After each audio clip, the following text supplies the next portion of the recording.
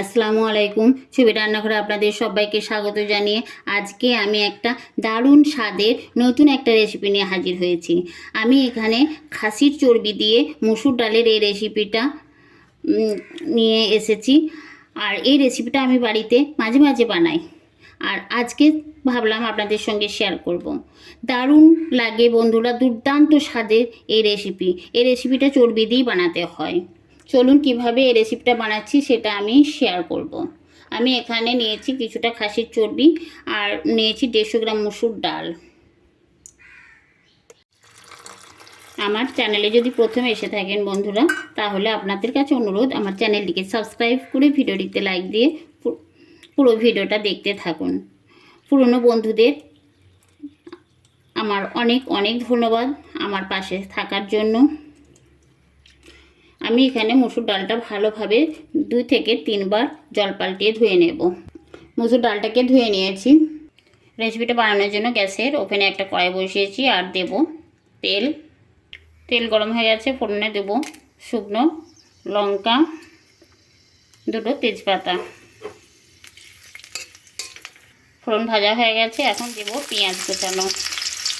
পেঁয়াজটা ভাজা ভাজা হয়ে গেছে, এখন দেব আদা রসুন বাটা। আমি এই চামচে 2 চামচ আদা রসুন বাটা দেব। একটু নাড়াচাড়া করে নেব। দেব পরিমাণ মতো হলুদ গুঁড়ো, 1 চামচ লঙ্কা গুঁড়ো, 1 চামচ ধনে গুঁড়ো, 1 চামচ জিরে গুঁড়ো। একটু জল দিয়ে মশলাটা কষিয়ে নেব। জল দিলে মশলাটা পুড়ে যাবে না।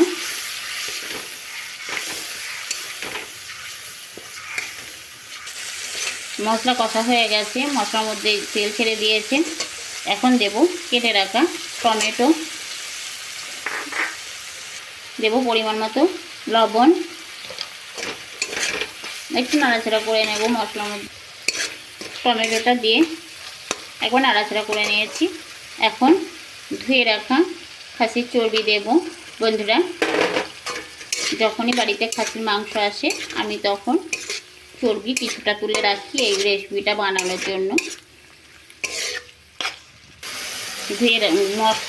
খাসির চর্বিটা কিছুক্ষণ কষে নিয়েছি। এখন দেব ধুয়ে রাখা মসুর ডালটা একটু মশলার সঙ্গে কষে নেব।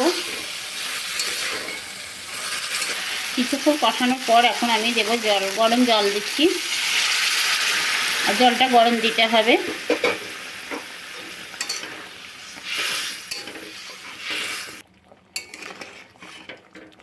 মসুর ডাল চর্বি সব দেওয়া হয়ে গেছে। এখন এটা সেদ্ধ হতে দেব। গ্যাসের আঁচটা লো ফ্লেমে রেখে আমি এটা ঢাকা দিয়ে সেদ্ধ হতে দেব। বন্ধুরা, একটা ঢাকা খুলে আমি আর একবার নেড়ে দিয়েছি। দেব সেটা কাঁচা লঙ্কা 4টে। মসুর ডালটা সেদ্ধ হয়ে গেছে। আমি আরেকবার নেড়ে দিয়েছিলাম, এখন দেখছি ডালটা সেদ্ধ হয়ে এসেছে। মসুর ডালটা ভালোভাবে সেদ্ধ হয়ে গেছে। তাই দেখুন বন্ধুরা, চর্বিগুলো কত সুন্দর আছে। এই যে এখন আমি একটু জল দেব।